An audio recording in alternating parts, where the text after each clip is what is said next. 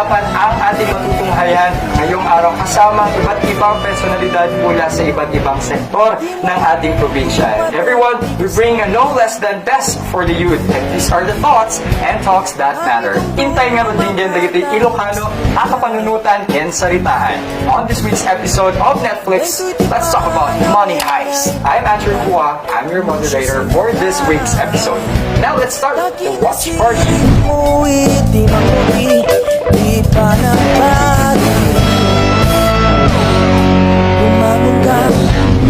And now everyone, for last week's episode, we've just witnessed or talked about social media, and at the same time we were able to, have a participation with Miss Maria Jorina Blanco, the Information Officer on one of the Philippine Information Agencies here in the Philippines, and syempre din Mrs. Cherry Joy Garma, an Education Program Specialist at DOT-Accredited Ilocos Norte. Wherein we'll talk about matters about social media and how you use this, how will you responsibly, of course, talk or give your sentiments on social media. But now, right now, which is very important for those who will be future entrepreneurs, business-minded people right there, and syempre sa mga maraming pangarap para sa kanilang pamilya and for themselves, we have here right now the things that we have to ponder about entrepreneurship and as well as management or business. So lalo na sa mga kabataan gustong mag-start, this pandemic, mag-start ng business sila this pandemic, and of course for this current businessmen and how to ways on how to make this even more manageable in times of crisis. And right now everyone, as you can see, hindi naman mabubuo ang ating episode na ito kung walang ma-eksperto, of course, on the field. These are our well-known people in the field of business and management. Syempre din, we have representing Miss Christine Joy Salvador, the owner and manager of Good Vibes Cafe, and most especially in the food industry, we have, of course, a management investor here, the name of Mr. January Chu. Alright? Magandang umaatang hari, I should say. Magandang araw. And as well as everyone in the travel and tourism industry. Siyempre, we have the owner and manager of Ilocos Heritage Tours. Magandang araw din, sir. Yes, good afternoon. Good afternoon. Ayan. And siyempre, marami tayong pag-uusapan that will be very helpful for those who plan to build up their business, most especially in this time of crisis. And indeed, this is the new normal. Then again, we have new ways or alternatives para gawin natin or mapalago natin ang business natin. So, of course, the Netflix, first of all, ayan, and it's really, of course, a great opportunity for us and an honor for me to have you, despite of your busy schedule managing your business. At syempre, first of all, we would like to ask you your status or, let's say, the things that you feel right now, and most especially your business this pandemic. So, musta naman so far? Alright, let's start with Mr. January. So far, sir, business right now is, to be honest, hindi kami kumikita ng ganun nakalaki, pero at least nakakaya pa naman din.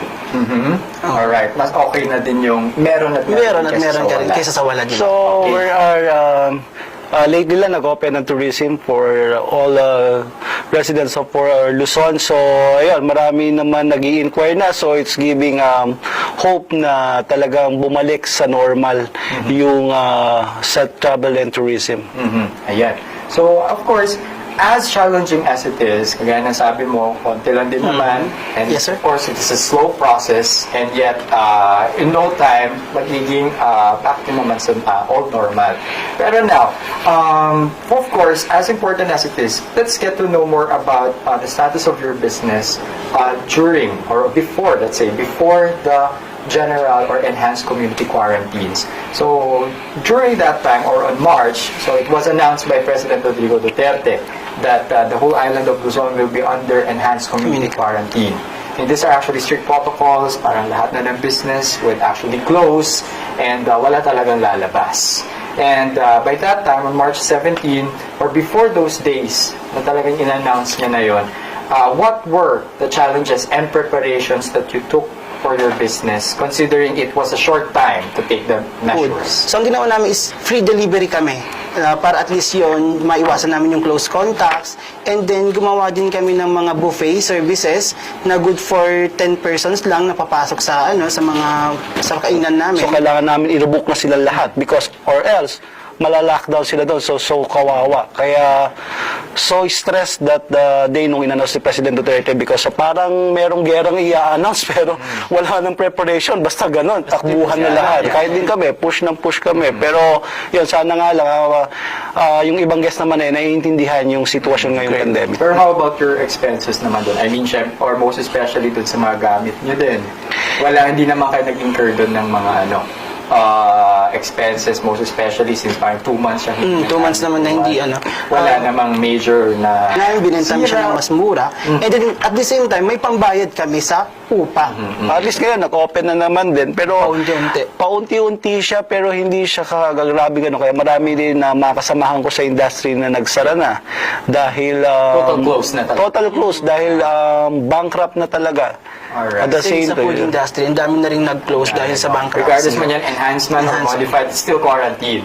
Ngayon, by the time na medyo na-lighten up yung quarantine protocols natin when we shifted to modified general community quarantine or general community quarantine, syempre, along with IATF and provincial government of Ilocos Norte, you've already reopened your business agad-agad ba or hindi muna? Sa amin, I think mga May 16 yata kasi sa amin na-lighten up nun, na. Have you opened immediately? actually, nag-open na rin kami nung general community quarantine. Medyo pinaunti-unti namin para at least alam din ng mga tao na open na kami. Pero by that time, siguro nag-open kami nga thrice a week. Meron naman na konting ipon yung company, so at least yun muna yung ginagamit. And then at the same time, may unti-unti naman na nagbubuk. Especially mga LSI dahil wala naman yung public Wala transport. sila sasakyan. So, Alright. expensive. We need expensive pero kailangan na makalis sila dito. Then again, if you really have to do something talaga na, lalo pag uwi na tayo, no? Yes, uwi na oo. tong mga to, kailangan we have to spend this one. Yeah. Pikit na yan. Hindi lang Yeah, maraming pumipikat because especially yung mga balikbayan Now that dito. we've actually had an overview about your businesses, of course, lalo na yung sitwasyon din ng natin, fellow businessmen here in Ilocos Norte, syempre, let's talk about your coping mechanisms now. So what are your strategies? So first of all, since the demand, syempre, of customers on your services have already lessened. Expected na talaga yon, lessened na siya. So it's actually unlike the old normal. Let's say, do you consider other business alternatives? Nagpatayo kami ng manongs lechonan. Ang uso ngayon is to go yung mga take-out. Yeah. Mga tao kasi takot na Takot na dahil sa nangyayari ngayon. So, takot na. So, yun yung alternative na ginawa namin. So your business alternative is more on food pa rin. More on food pa rin. Kasi, Pero yung yung type of service is actually for take-out. or for to-go na lahat. Or to go, ayun, delivery. Deliveries, stuff na siya. yes. So it's still the food pala. Alright. Yeah, parang gusto ko rin magpatayo ng lechon. Naisip ko rin yan Yun May yung supplier ka na. Naisip ko rin yan because ang mga tao naman mahilig kumain. So, Yeah. it's basically it's a necessity talaga, yes. Okay. Sa amin naman, sa travel industry, well, of course, nag-divert kami sa pagbebenta ng mga abel. Kasi yun naman yung parang meron pa kaming stock. At the same time, bakit kasi abel ang napili rin namin? Because hindi lang naman kami natulungan din namin yung nag-aabel, di ba? Natulungan natin yung mga abel industry. At the same time, yung mga staff ko naman din, nagbenta rin sila ng mga libro. Dahil kung magmumukmuk lang tayo sa kwarto at iisipin yung mga babayaran, kailangan natin i-divert yung sarili natin para at least makalimutan naman natin yung mga problema Sakit sa ulo, natin. sir. Sakit sa ulo, because yun nga, marami pa rin utang hanggang Ayun din. Oo. Most especially pag we talk about amortization. Yes, of course, Tapos yeah. mga with interest pa. Oo. Oo. So it's better din naman talaga na ito, aside sa yung talagang nababalanse mo yung revenue and expenses mo dyan, may mga natutulungan na din kayo. Yes. Diba? And the culture itself, and then let's say yung sa free delivery. Yung sa free Kasi delivery para at least namin. makatipid ka somehow. Hindi ka lang mabusog, nakatipid ka din sa fare. Okay, so these are actually your business alternatives na would very be helpful din, most especially in the existence of your main businesses. Okay? Pero do you plan to sustain this one if in case na matapos na to? Do you have plans of sustaining it? Yes, I'm sustaining it because it's a give opportunity, di ba? Nagkaroon tayo ng instant na business. So, sa pag-abel, hindi lang yung, like, for example, yung abel, nagde-design na rin kami kung ano yung mga color combination and everything. So, diba, yun nga, parang naisip ko yung lechonan. Maganda yata. Maganda yan. Friendly competition. Pwede tayo mag-usap dyan, sir, for investment. Kasi syempre din, Diba? okay for investment. Okay na kayo for investment, sir. Kasi pwede tayo dyan. Ganun naman kasi talaga. Pag once na tumaas yung demand talaga, and then hindi nyo na kayang i-handle, that's the time na pwedeng pumasok ang mga partnership investors, or investors din para mapalawak. Yes, sir. Totoo yan. It's actually the good thing about businesses, guys. It's not actually about competition. It's about friendly and at this friendly competition naman siya, and at the same time to provide the needs. That's actually the best thing about the ducking business. Yeah, at the same time, it's when you are entering the business, no? Hindi siya parang competition talaga. Yeah. Because even na marami kayo, may kanya-kayong market eh. Di ba? So, matitikman na matitikman kung sino pinakamasarap. Pero sa totoo lang, tulong-tulong. Yeah, tulong-tulong yan. Oh, let's say nawalan ako ng stock ng ganito, pwede pasuyo muna. Usap na lang tayo. Eventually, na-try ko na yan. yung kulang na kami sa rice dahil sa dami ng tao. Yeah. Before, nung hindi pa pandemic. Yung di mong kukulangin ka, tapos sasabihin nila, sige, kuha ka na lang, sir, tapos palitan mo na lang mamaya. Yung parang Ngayon, since actually face-to-face marketing is very impractical this pandemic. Mahirap kayo masyado makihalubilo sa tao. Close Kahit contacts. magparoon kayo ng free concert or what para ma-promote lang yung company ninyo. How do you remarket your products and services here sa locality natin or to distant locations? So by all means talaga parang to encourage them na to keep on availing your services and products. How do you do that? Same pa rin. Social media pa rin yung pinakamalakas. Social media. Oo, dun pa rin tayo. Kasi it is a fastest way in disseminating informations, di ba? Yung ano natin sa Facebook, sa mga social medias. And then yet, through word of mouth. Right. Do you also do the same? There's no adjustment naman sa amin sa industry because even before I started home-based, through online lang lahat talaga nakakausap ko. Especially the social medias now, hindi naman na personal yan. Yeah. Lahat ng mga personal account naging business na. As a business owner, an entrepreneur, what is the biggest thing you've learned din pagdating sa ganitong unexpected circumstances? For me, I learned na dapat talaga huwag magpakampante. For me talaga, dapat may ipon yung company or yung business mo. Yung talagang may ipon ka. Because as I computed talaga, pwede mong paswelduhin yung mga tao mo kahit na wala kayong kita. As long as may ipon. Pag wala talaga, you need to retrenchment talaga. Ayun na talaga. Well, actually, then again, your employees are the best asset or the most important asset in your company who can actually do services better. Alangan naman na computer alone. So, of course, the presence of human interaction din, and most especially the presence of employees would give you let's say, provide the products and the services that people would need. And that's how important din talaga ang mga empleyado. Yeah, and then this time, makikilala mo talaga kung sino yung mag-i-stay sa'yo. At hindi ka iiwan, di ba? Ayan lang yun eh. Hindi pa ubaya. Same din kayo, sir. Hindi pa ubaya. So, nakita ko, yung mga tao ko hindi ako iniwan till the end. So sabi ko naman, ipaglalaban ko rin sila. Yeah. Laban-laban, kaya natin to hanggang makabalik ulit ang tourism. Yung sa food kasi parang I think saludo ako sa mga food industry kasi talagang kailangan ng tao yan. Gutom-gutom talaga. Pero it's actually a basic need. Yes, you sir. can actually live, you cannot live without food. Yung una nga, sir, talagang natutunan namin talaga. Buti na lang din nakapag-ipon din ng kahit konti, kahit papano. Ayaw namin nung bitawan mga empleyado namin. Talagang yun talaga yung pinaka the best kasi the reason why bakit kami nag-hire ng mga empleyado namin is para makatulong. Parang dapat talaga mag-ipon ka. Kasi hindi natin alam yung future kung ano mangyayari sa future natin. So, unavoidable circumstances. Sino pa ba ang ibang makakatulong talaga sa atin kundi yung mga naipon natin, mga Totoo naipon yan. din, which is very important din na meron talaga tayong mga emergency funds or parang mga trust funds and let's say calamity funds na kahit sa company lang talaga. Yes. Not actually all agencies. Yeah. Actually, ganun yung nangyayari sa amin. Ang ginagawa namin is, hinahati namin yung kita. Yeah. Hinahati namin. From 100%, hinahati namin 50% for the savings of the company. And then the other 50%, dun na kami kumukuha lahat. Pampasahod, expenses, and everything. Yeah. Sa amin naman ngayon, ganyan na. Meron na talagang, kasi yung simula kami, like for example, ito, kumita to.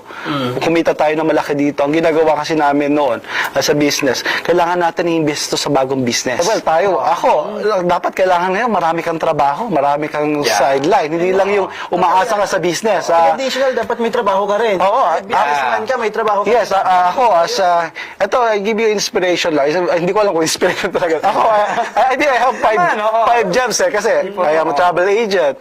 Pag wala ako sa travel agency, sa water station ako naglilinis ako. Para sayang sa tao Hindi ka lang papasweldo. Tapos, minsan nagtutour guide. So, at least, meron mga alternative kang pagkukunan para at least hindi lahat iasa sa business. That's right. It's not all about profit, on a state na talagang mabubuhay siya.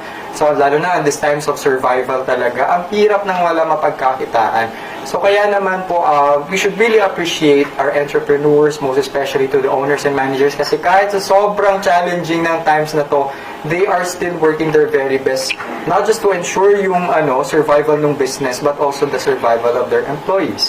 So, tama nga rin naman talaga, you have to save, you really have to take care of your employees, you give value for And them. then, tsaka huwag mo isipin na dapat kumita ka na Dahil kagad. pala business ka, huwag mo ikakahiya. Correct. I mean, meron kasi dyan yung, for example, bakit ako magbebenta ng mga pagkain?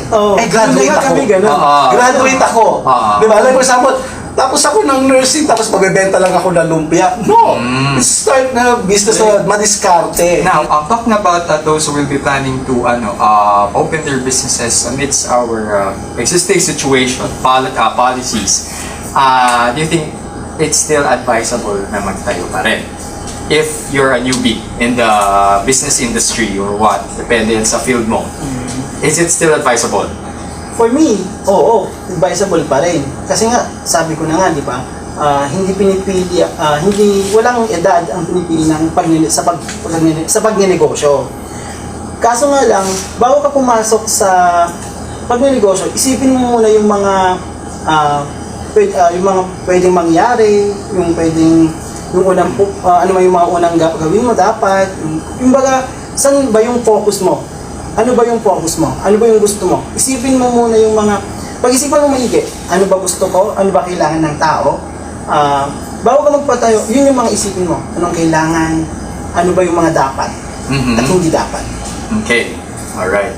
So, of course, kailangan meron tayong, medyo na-force natin yung future. And dapat meron din bang ready markets, kumbaga. Yes, sa mga magtatayo ng business, hindi porke may pera ka, pwede ka magtayo ng business. It's a no-no. So, kailangan pag-aralan mo maigi. So, nauso ang milk tea, magpapatayo ka ba ng milk tea? Ganon. Dapat may feasibility study ka muna. Hindi lang dahil may pera ka, kaya mo magpatayo. Hindi. Dapat pag-aralan mo, ano ba yung demand? Ano ba yung market ng mga tao? Ano ba yung wala dito sa lugar natin na pwedeng ibenta, na magpilig agad, di ba?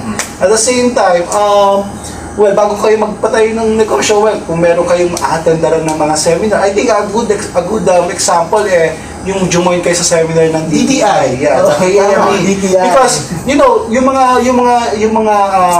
mga speakers doon, maraming nagbabayad like $500,000 para lang maka-attend sa mga seminar na gano'n. Pero DTI giving you free.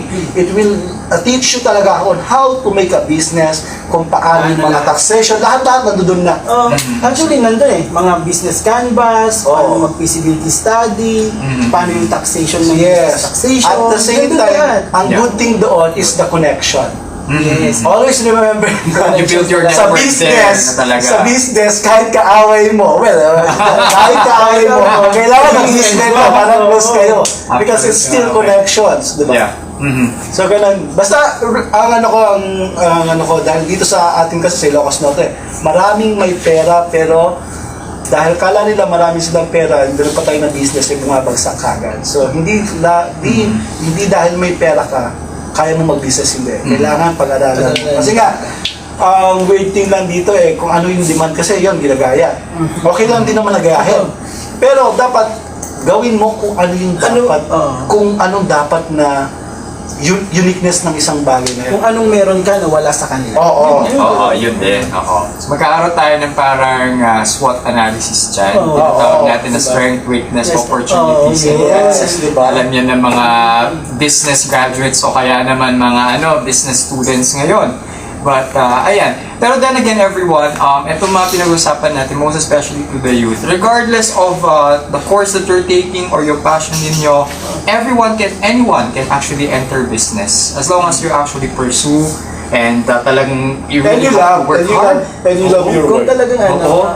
Actually, more on passion talaga eh. Ayun, You love your passion. work. Yung Yeah. saan sasabihin ko Oo. passion. Ako nga, tourism graduate ako. Pero passion ko lang magluto. O ano nangyari sa pagluluto ko? Nagkaroon ako ng business. Yung ganun din, di ba? Oo. Talagang you think out of the box. Pero syempre, parang ang dami talaga natin kilala na non-business graduates. Pero Yes. talagang Yes, lumabas oo. sila. Actually, hindi lang yun, everyone. There are also big companies na kung sa alam nyo, college graduates sila, nag-master sila, but no, some of them are even high school graduates. Pero talaga, by experience, and talaga marami na pagdaanan sa buhay, and they've already foreseen a lot of challenges. Tsaka Yes, ano, oo. yung lakas ng loob. Lakas ng Oo. Lakas lang ng loob. confidence. Lakas ng loob. At the same time, your experience is a good teacher. Ayan. Yun. Tsaka yung Actually, negosyo, I may believe in mga that. ups and downs din yan eh. Kaya kung babagsak man yan, huwag ka ng photo mo ng suko. Kasi malay mo, di ba? Parang to, pandemic, bumagsak ka, di ba? Huwag mong suko kasi malay mo yan, next year, okay na. Di ba? Ayun. No, at the same time, mga gustong magtayo ngayon ng business. Eto na yun eh. Like for example, Yep. eto na, may rason na kayo and then, kumbaga, nalaman nyo na hindi nyo ko. I mean, para sa akin, parang good thing sa mga baguhan kasi nakita nila kung anong nangyari ngayong pandemic. Yes. Di ba? At So, least, so ano ba nakita nila? lesson. So ano ba Yeah. business yung buhay kahit Oo. mga pandemic? Correct. Correct. Patayo ka ng hospital, patayo ka ng mga basta pagkain. Food. O groceries, ang dami ng groceries ngayon. Ganun.